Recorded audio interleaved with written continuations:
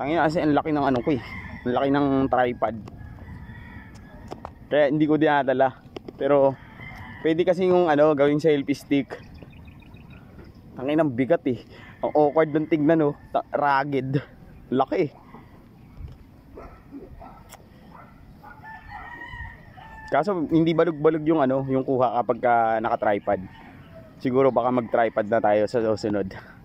Testing ako bukas. Pag hindi awkward, araw-arawin ko na magdadala tayo ng tripod. Kasi wala akong stabilization yung ano ko yung camera ko ngayon. Tsaka wala rin pambiling gimbal. Kung may gimbal sana, mas madali. No? Kasi sumusunod-sunod lang yung ano, yung camera. Walang alog pag may gimbal. Pero nami-minimize din naman kahit paano yung alog sa tripod o kaya sa selfie stick. Selfie stick sana eh. Kaso tangina niyo, wala ako nun eh.